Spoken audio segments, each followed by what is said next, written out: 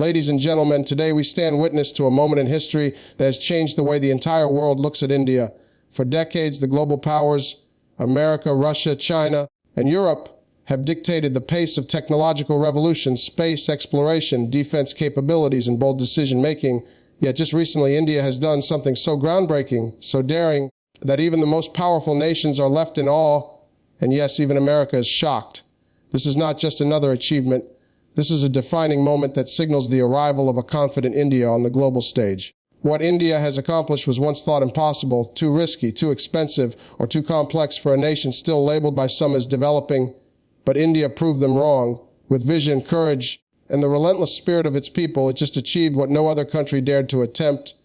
Imagine this: for years, the great powers hesitated, debating costs, politics, and risks. They calculated, they delayed, they avoided the leap. But India, against all odds, chose to act. This was not just a technological feat, not just a scientific milestone. It was a declaration to the world: we will not be held back. We will lead. We will redefine the future. The global headlines captured the shock. The so-called sleeping giant is no longer asleep. From Silicon Valley to Washington, from Moscow to Beijing, strategists are recalculating. India's bold step has proven that innovation is not monopolized by a handful of nations, that courage and vision can come from anywhere, and that the future belongs to those who dare to dream big and act even bigger. Today, as we explore what India has achieved, let us remember this is more than just national pride. This is about rewriting history, shifting power, and showing the world that the new era will not be written without India's name etched boldly on its first page. Let me tell you something: when we talk about breaking barriers, we're not just talking about technology or politics, we're talking about courage. You see, everybody wants to be the first until it's time to take that first step. That first step is the scariest one because it's full of doubt, risk, and the possibility of failure. And that's why so many nations, even the ones with more money, more resources, more influence, sat back and waited. They played it safe. They said, maybe tomorrow, maybe later, maybe after somebody else tries it first. But India said, no, we're going to try it now. We're going to move forward when everyone else is still standing still. That's breaking barriers. And what makes this powerful is that it wasn't done from a place of having it all. It wasn't about having the biggest budget, the fanciest equipment, or endless time. No. India did it with grit. India did it with heart. When you don't have everything handed to you, you learn how to make something out of nothing. You learn how to squeeze the most out of every single chance. And that's exactly what happened here. While other countries were busy making excuses, India was busy making history. Now let me put it in perspective. The barrier wasn't just scientific, it was mental, because the world had already created this belief that only a few nations had the guts, the brains, the willpower to make such a leap. They had convinced themselves that if they couldn't do it, then surely nobody else could. But the moment India crossed that line, that belief shattered into pieces. Suddenly the excuse of can't be done didn't hold weight anymore because India proved that it could be done. That's why the shock was so big. That's why even America had to stand back and say, wait a minute, how did they just pull that off? And I'll tell you what makes it even sweeter. Breaking barriers isn't just about proving the world wrong. It's about proving yourself right. India trusted its own people, its own scientists, its own innovators. They didn't wait for validation. They didn't wait for permission. They believed. And belief, backed up by action, is the greatest barrier breaker of all. That's why this moment will be remembered forever, because India did what others wouldn't dare, and in doing so, it rewrote the rules for everybody. Let me break this down for you, because point 2 is where the whole world had to stop and take notice. The bold leap India took wasn't just another achievement to add to a list. It was something nobody else had dared to touch. Think about that for a second. The so-called superpowers, the ones with all the money, all the advanced tools, all the big talk, they hesitated. They circled around the idea. They discussed it. They drafted plans, but they never pulled the trigger.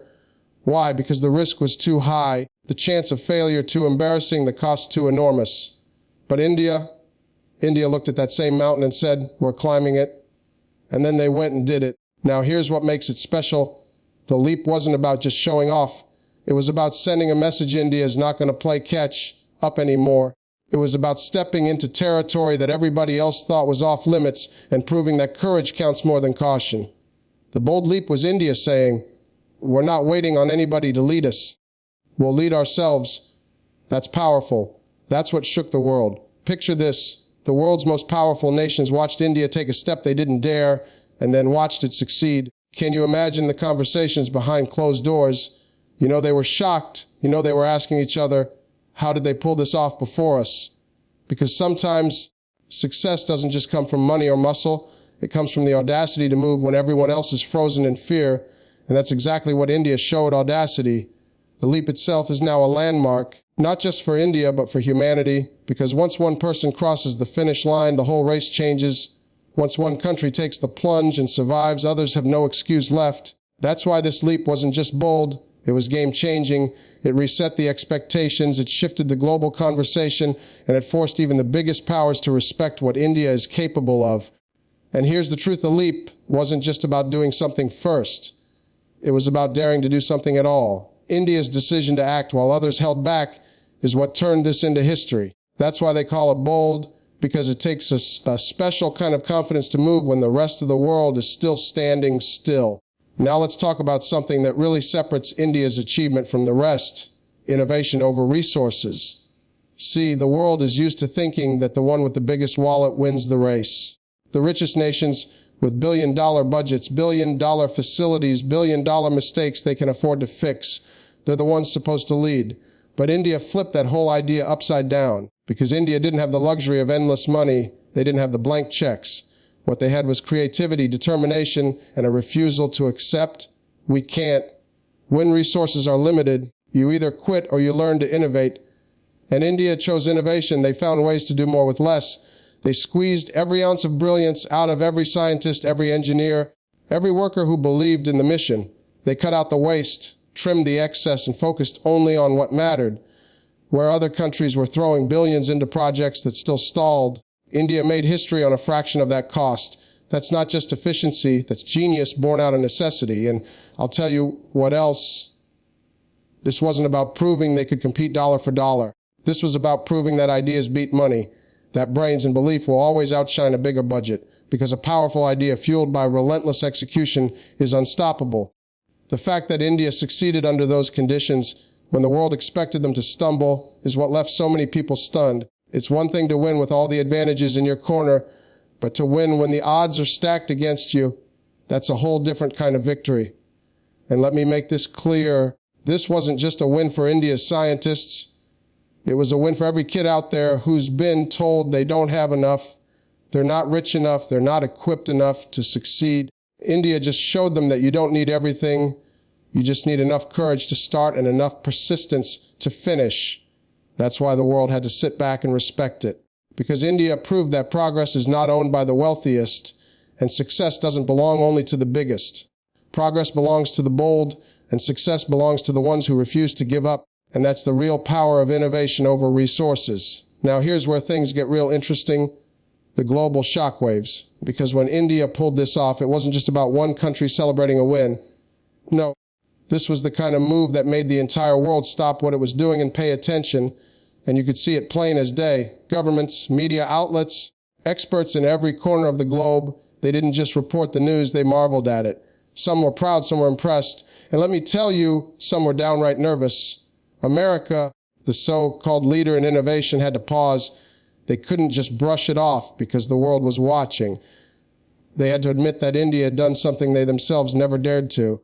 And you know that stings a little, because when you're used to being the one that sets the pace, suddenly seeing somebody else set it faster, cleaner, cheaper, that changes the game. Even their scientists had to tip their hats and say, India just showed us something. That's a powerful shift. And it didn't stop there. Russia, China, Europe, everybody felt it. Russia, with its history of space dominance, had to acknowledge a new competitor. China, always hungry to be first in the global race, suddenly saw India stealing headlines. Europe, with all its collaborations and funding, had to ask why they hadn't dared do what India just accomplished. These shockwaves weren't just ripples. They were quakes shaking up the global order. What makes it even more powerful is the way ordinary people across the world reacted. In Africa and Asia, in Latin America, countries that know what it feels like to be underestimated, they looked at India's success and felt inspired.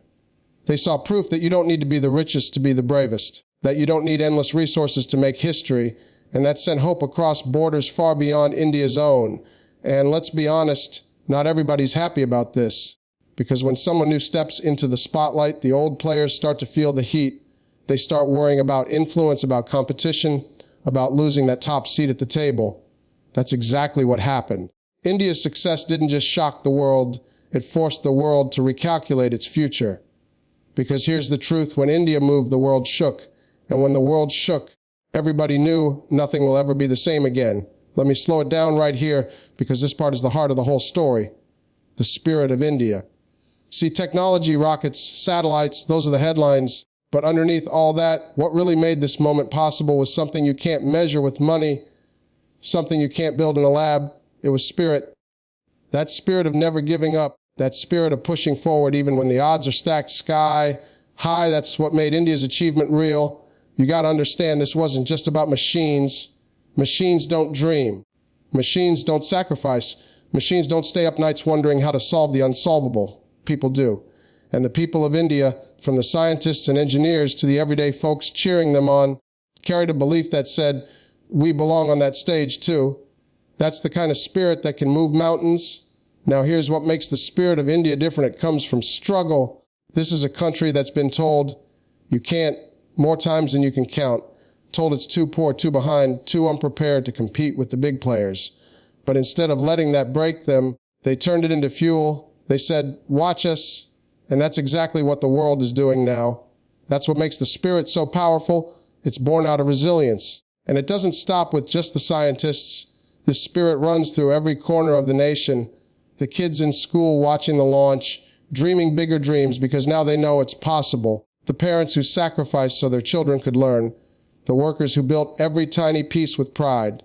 The leaders who stood behind their people and said, go for it. That's a collective spirit. That's a whole nation believing in itself. What the world witnessed wasn't just rockets flying. It was hope flying. It was determination flying. It was centuries of struggle transforming into triumph. And when that spirit takes flight, there's no limit to how high it can soar. So when we talk about what India achieved, don't just think about machines or budgets.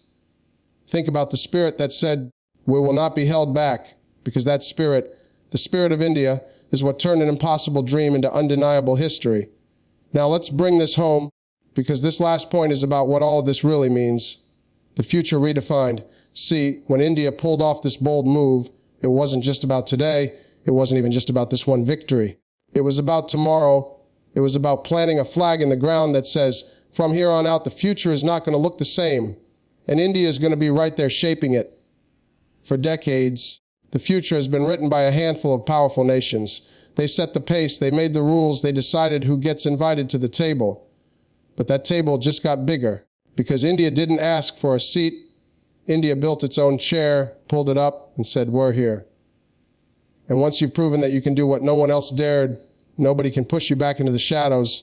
That changes everything. This is about influence. When India speaks now, the world listens differently. Policies, partnerships, alliances, they all shift because everyone knows India isn't just participating. India is leading. This success redefines what it means to be a global power. It's not just about money or armies anymore. It's about vision. It's about courage. It's about showing that the future belongs to those who act, not those who hesitate. And let me tell you, this changes the mindset of a whole generation. Kids growing up in India aren't just going to dream about catching up with the world. They're going to dream about leading it. They're going to see themselves not as followers, but as pioneers. That ripple effect, spreading through classrooms, homes, and workplaces, will keep pushing the country forward for decades to come. That's the kind of fuel you can't run out of. Now, don't think for a second that the world hasn't noticed. Every superpower out there is adjusting their game plan. They realize that the days of underestimating India are over. And if you thought this was a one-time miracle, you're not paying attention, because once you've redefined the future, you don't go back to the old ways. You keep pushing, keep leading, keep daring. That's what this moment is all about. India didn't just make history. India changed the future. And from here on out, the world is going to have to catch up.